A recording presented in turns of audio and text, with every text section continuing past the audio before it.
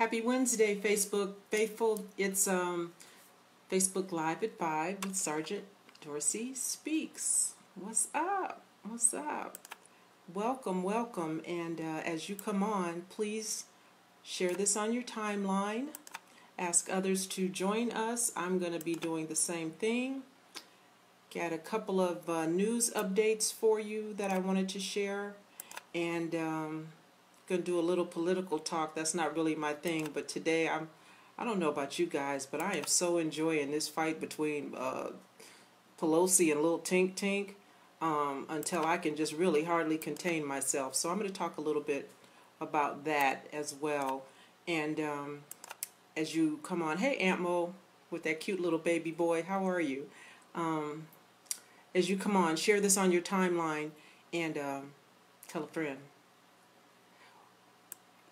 As I get started, now that I've got it shared, what I want to do is, and just kind of bear with me, you know, on last weekend, young lady in Shreveport, Louisiana, the police officer Chateri Payne was laid to rest on Saturday. And I was able to find her Facebook page and her mom's Facebook page, and as a mother, of course, I'm so able to relate, although I've never lost a child, but just as a mother. Hey, John, I was so able to relate to this, her pain and her grief, and I just hurt so for this woman. And in snooping around like I do and looking at what Shreveport Police Department did for Chateri Payne, I came across a YouTube video where they do, they call it a final call. Here in LA, we probably would call it an end-of-watch broadcast. And one of the things that, you know, police departments do that some of you may not know or may have never seen, but an officer who's killed in the line of duty funeral is very impressive. And I'm hoping, believing that because this young woman was on her way to work, that she will get the benefit of being killed in the line of duty. I don't know that to be true, but since she has a small child, kind of the way it works, I've never been killed in the line of duty, but I think what happens is if you have a surviving spouse or a dependent child, that person then becomes eligible to receive a pension. Now, understand, you know, she just barely graduated from the police department from the police academy in, I believe, November of last year, and then was killed in January. So I'm hoping that the police department will do right by this young woman. She died so tragically, and if you don't know, it was a boyfriend, the father of her child, who decided, if I can't have you, no one can, and shot her 4 times. He's in custody along with 2 others. But what I wanted to do is I just wanted to honor this young woman's life one more time. And I don't know why I'm so bothered by this. It's just some things that really resonate with me. You know, if you look at her picture in uniform, if you've seen her, she's cute and sassy. She reminds me of me back then when I was 22 years old. You know, I had a real short haircut, and just everything about her reminds me of me. And so what I want to do is I want to begin this Facebook Live with the final call for Chateri Payne. I'm going to play that now, and it's not very long, but just this is for you, Chateri.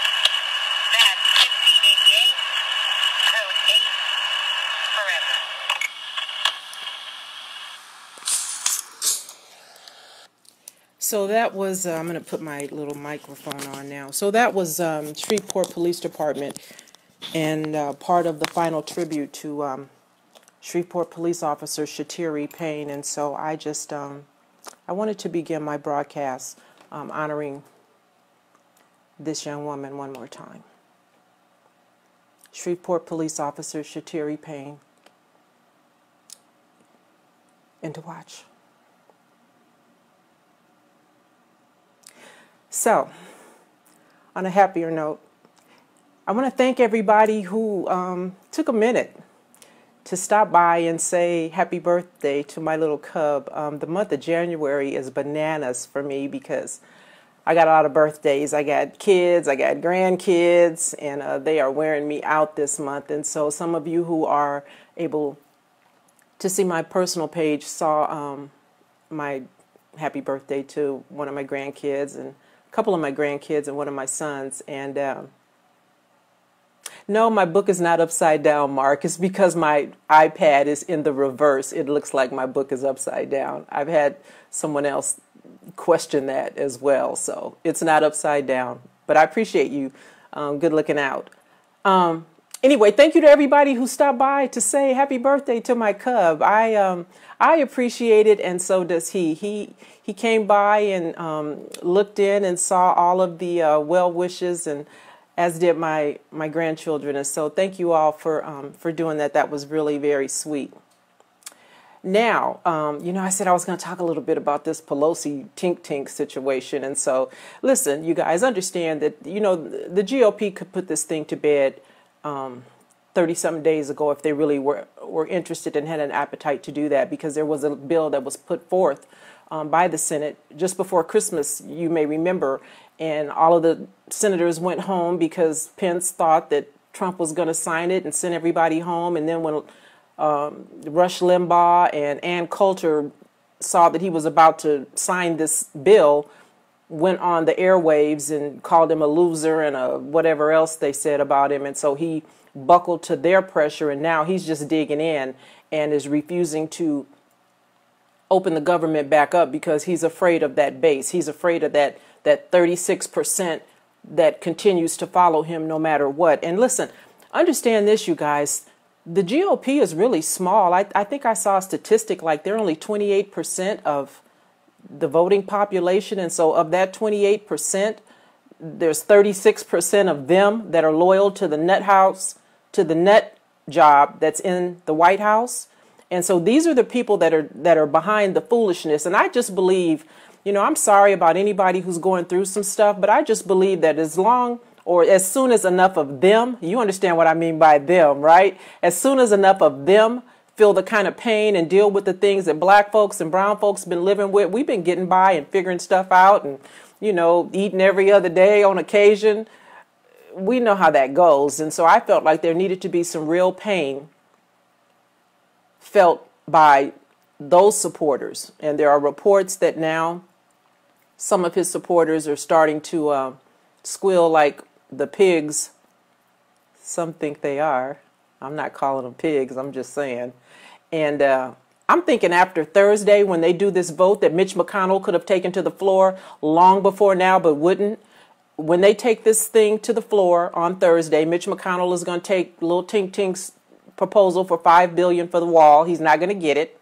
And then Mitch McConnell is forced to then take to the floor a bill that he's been refusing to take, which the Democrats had put up before and they had agreed to. And if the person in the White House, Lil Tink Tink, if he doesn't sign that bill, then I think come Friday, all hell's going to break loose. And so I'm believing that this thing is going to, this thing will be over next week. I think he's going to break Lil Tink Tink. And so I'm hoping Pelosi will continue to play hardball with him, because he's not accustomed to having a strong woman tell him no. He's accustomed to running over folks, particularly females. And isn't it interesting that he's not calling her any names? Isn't it funny that he doesn't, she's not Pocahontas, she's not Dogface and everything else he normally ascribes to women. He understands Pelosi's power. And so I just want her to stand her ground. And yeah, let's see what happens with this. So, to that end, for anyone who may know someone who is a federal worker, there is an offer being made from the CEO of PayPal, and I talked about this on my podcast, but I'm repeating it again here. PayPal is offering an interest-free $500 cash advance to any unpaid federal workers.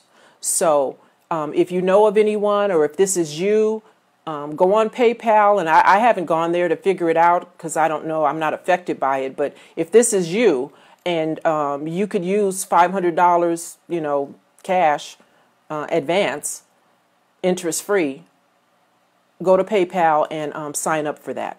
Okay. Now, on to my first story. I came across something because someone shared it with me. And again, you guys, I so appreciate it. I can't be everywhere, and I like to think I'm all-knowing, right? I'm pretty close to omnipotent and omnipresent and all that. But someone shared something with me that I want to share with you with regards to the young woman who did that video when Botham Jean had been shot and killed. Remember the video that was taken of Amber Geiger, pacing around on the top floor like a saber-toothed tiger? The young woman that took that video is going through some stuff, y'all, and I'm going to share this link with you to YouTube, and you can probably Google her name. I think she goes by Bunny. You could probably Google her name. She has a GoFundMe page set up because she lost her job. And what she talks about has happened to her since she produced this video is that she's been threatened, as you might well imagine. She lost her job, and evidently she has some kind of credentials that she is required to maintain in order to do her job. She said she works in the pharmaceutical industry, so I'm thinking maybe she might be like a pharmacy technician, something like that, because they're required to have a certificate, and I know that because I have a family member who's a pharmacy technician, and they're required to renew a certificate in order to do that job. So whatever her certificate is, it's been pulled there in Texas, and without this certificate, she can't do her job.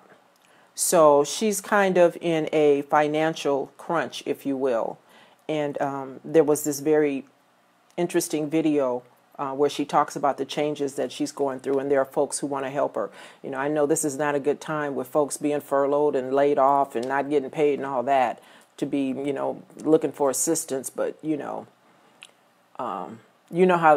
how that other side does when folks need assistance, right? They're Johnny on the spot. So, for those who can and appreciate what she did, because probably but for her video, they may still be lying about the shooting of Botham Jean. So anyway, check out that link on YouTube when you get a chance.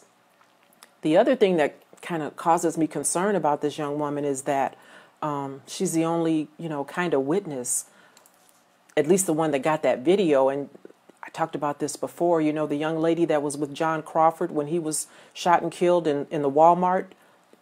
Forget what state that was. I want to say Ohio, but I'm not really sure. John Crawford, shot and killed in Walmart. He picked up an air gun or BB gun, and he was walking through the store, and some police officers came in because they received a phone call from someone saying there was a man with a gun and he's loading it right now. And the officers came into the Walmart and shot him dead without saying anything to him. Well, he was with his girlfriend. She was the only witness, and the police were really badgering her that night. There are YouTube videos of that as well. Thanks, India, Ohio, for John Crawford. Police were really giving her a hard time, trying to get her to change her story, trying to get her to admit to things that weren't true, that she didn't witness, that were contrary to the position that the police were putting out.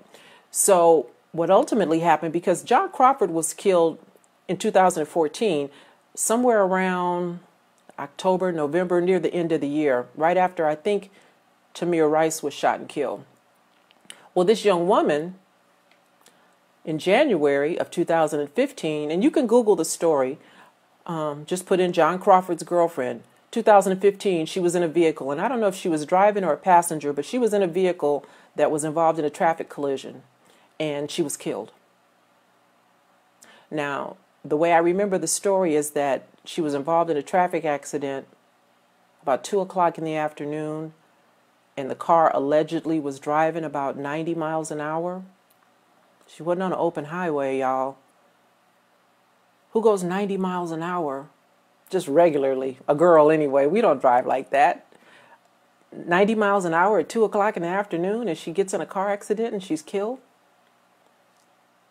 So I'm concerned about this young woman and the kind of harassment that she's getting, and I hope that she will be okay. And so one of the things that I did is I reached out to the media outlet that did that YouTube video, and so we're going to get together and do a video interview with me, and I'm going to speak very much like I'm speaking right now about what I think and what I know, and you know how police departments get down. Because listen, when I first started talking about LAPD and the foolishness that goes on, I said, and I say from time to time, listen, I've been a licensed driver since I was 16. I have yet to wrap my car around a tree, run into a wall or a pole. So if family, that happens at any point going forward, if you hear about Sergeant Dorsey running into a tree, please, please make sure that my cubs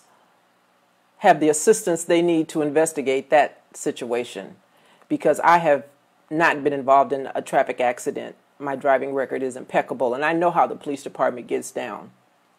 You know, some of you here in LA might remember a lady by the name of Melanie Lomax. Melanie Lomax was a black attorney who was on the police commission here in LA, and she was very supportive of then Police Chief Willie Williams, who was our first black police chief. And I get Willie had some issues, and, you know, he was doing some stuff that was kind of left to center, right? So, you know, after his first term, the mayor then, Reardon, was like, yeah, you got to find a new church home. But Melanie was very supportive of him, and one day she was backing her Jaguar out of her driveway, which I'm sure she did at least twice a day, right, coming in, going out, and something happened with the brakes, and oof, fatal car crash. Now, she had 2 young sons, so I don't know if they had the wherewithal or the inclination to really press and look into the death of their mom, but I'm just saying, you know, it's a lot of solo car accidents that can go down. And so, much like John Crawford's girlfriend, I pray and a hedge of protection around that young lady involved in the Botham Jean. And y'all pray that same hedge around me, because everybody's not excited about what I do. So just wanted to say that and share that video of this young lady. And when I do my video interview with this media outlet that's on YouTube, I forget the name of the platform, but whenever I do that, I will obviously share that with you. Now, in other news, I just saw today that there was an arrest, and I'll share that link with you as well. There was an arrest made in the, remember we talked about this last week, the young woman who was comatose and had given birth at the end of December, and nobody knew that she was even pregnant. Well, now I think the reports are, well, she's not comatose, she's not in a vegetative state, but she is in a bad way, and she is not able to give consent for sure. And so some of you may have seen it already on your news feed, but I'm just going to share it with you now. But there was an arrest in the case involving this young woman. And so the person that was arrested, he's a 36-year-old licensed practical nurse, and he worked at the Hacienda Healthcare facility there in Phoenix, Arizona. And it says that he was arrested on a sexual assault charge. They did a DNA, and his DNA matched with the baby that she had given birth to last December. And so, thanks, Paul, I appreciate that. And so they have made an arrest. Trying to see, 36-year-old Nathan Sutherland. And if you click on the link, or if you look on my feed here in the midst of this live broadcast, you will see his picture, y'all. He looked crazy, crazy. I'm like, really? Just the way he looked alone would give one pause and make folks think that you need to keep an eyeball on him around folks who can't communicate, right? But nonetheless, they got him identified, and so don't know what's going to ultimately happen. I hope they, put him in a very dark, dank place for a long, long time. Right, Kyle? I know those eyes, girl. I'm like, what's up with that? I wouldn't even need to, if he was taking care of my family member, I'd be like, dude, I need to see your license. I know y'all say he licensed, but yeah, I'm not really sure if he's really licensed. So, yeah, anyway. Hey, Tia, what's up, sis? In another story, I always tell you guys, I'm always talking about comply and complain. And, there's a reason why I say that. Mostly I say it because I want you to live. I want you to survive. I want you to walk away from that police encounter, because I tell you all the time, police departments don't have a problem paying your family money once they kill you. And so there's a couple of examples of some folks who are benefiting themselves. There was a young Chicago, in a Chicago suburb, there was a young man who was he was an engineering doctoral student in Chicago, in a suburb in Chicago. He was just recently awarded $1.25 million, y'all, to settle in a lawsuit. And here's what happened. His name is Lawrence Cosby. He's 25 years old. So what happened was, he was working on his car. He was repairing some loose molding or something on his car. And, Becky or Peppermint Patty or what, whatever name they give these people who call the police on us when we just doing what we do, just living our lives. Anyway, this white woman, they didn't call her a white woman, but who else would it be? It said a woman, saw him working on his car and called the police and reported him as someone who was stealing a car. And so it wasn't good enough that she just reported he was stealing a car. This heifer followed him. Once he got the molding or whatever it was he was trying to shore up on his car, once he got in his car and drove off, this heifer followed him. She followed him, and she followed him to the university. Northwestern Science Building is where she ultimately followed him and gave his location to the police. And so the police officers showed up, doing what they do. They all Mr. Badass. They're giving him commands, and they said he wouldn't comply. So they beat him up. They roughed him up, they put hands on him. And then you know what they did? They arrested him for interfering and failing to obey their commands, because that's what police officers do, y'all. When they give you a command and you don't comply, then they arrest you for some BS that they know is going to get thrown out, and this did. A judge dismissed the charges against him. Thankfully, they didn't kill him. I'm praying that his injuries were not anything that are going to be long-lasting, but after his arrest and all of the shenanigans that he had to go through, the humiliation of being booked into a penal facility and all of that, after all of that, the case was thrown out by the judge. Now, so a judge threw it out, so you understand that a district attorney decided to try to prosecute this mess. Now, police have a symbiotic relationship with prosecutors, with DAs.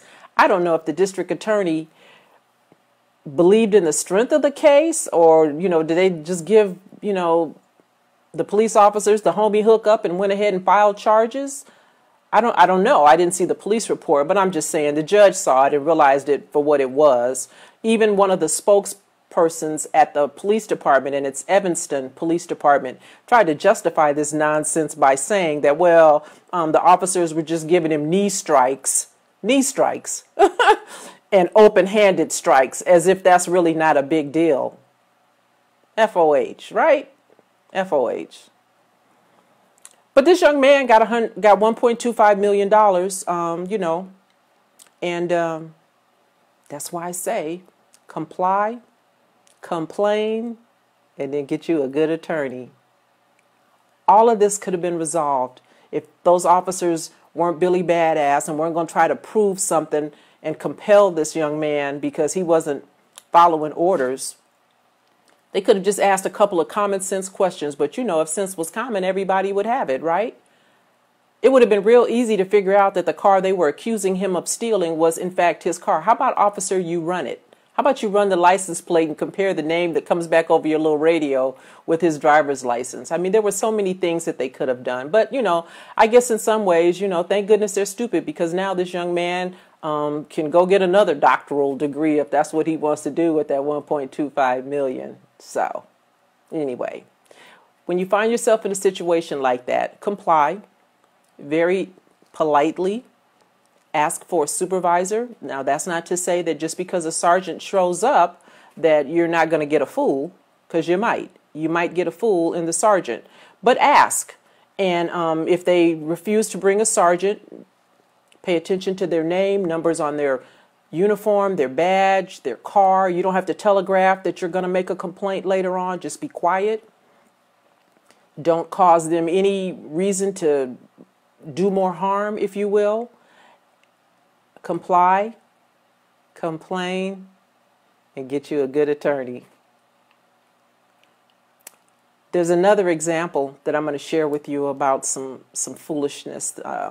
This went on a couple of months ago because, listen, police are the gift that keep on giving. There's some stupid police officers out there, and sometimes they have 2 or 3 years on the job, and then other times they may have 15 or 20.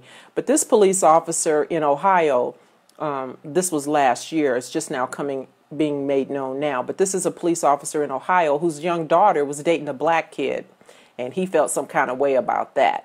So what he decided to do was, Mr. Officer John Kovac, he caught his daughter out one day in the car with her boyfriend. The boyfriend was driving. So this fool decides he going to initiate a traffic stop. So he initiates a traffic stop on the girlfriend, on the car of his daughter, which is being driven by her black boyfriend. They're white. He had 26 years on the job. So, stupid comes in, all ages, right? You don't just stop being stupid when you have, 5-10 years on a job. Sometimes it just stays with you all your career. So this is a 26-year veteran on the Lorain Police Department, and he initiated this traffic stop on this young man and wound up roughing the kid up. Anyway, when everything was said and done, they fired him. They fired the officer for abuse of power, and he's no longer on the job. So, again, comply and complain. Nothing wrong with wanting to live through that environment encounter. Nothing wrong with wanting to go home. One more stupid police officer story, if I can, if you'll indulge me. This was a police officer who he was dealing with some protesters, and these particular protesters were they had a banner and they had some kind of a pole or something that this guy was carrying. And anyway, this was a white protester, and they were telling him to get off the property. He was on a sidewalk, and so he was having much debate. You know how they can go back and forth with the police a lot longer than we can. And so at some point, this young rookie officer looked like he's chasing this white man with this flag and this pole, and the white man is yelling stuff at him, and he's chasing him, and it just was stupid looking. But he chased the man right to his supervisor. He chased him right to a sergeant. And the sergeant asked the young officer, what you doing? What the hell you doing? And the officer says, well, he's being disrespectful. He's trespassing. He's this, he's that. And the sergeant said, people can have an opinion. It's a right to say what you want, and you don't get to do what you're doing, young man. Stand down. And so the sergeant, he intervened, and he made sure that the foolishness came to an end. But nonetheless, the protester, the white guy, he wound up, he complied a little bit. I mean, he was running from him, but he complied a little bit. He certainly complained, and then he got a good attorney, and so he wound up with $175,000. So, survived the police encounter, you guys. No harm in that. As I walk out the door, I wanted to remind those of you who don't know, who are new to Sergeant Dorsey Speaks, I want to say welcome, thank you, tell a friend, and share and subscribe my podcast, Sergeant Dorsey Speaks, on the platform of your choice. You will hear some stories on my podcast that you don't hear here. Sometimes I will mention some things that I think are so important that I want to mention it not only on the podcast, but I want to mention it on my Facebook Live, because, not everybody's on Facebook, y'all.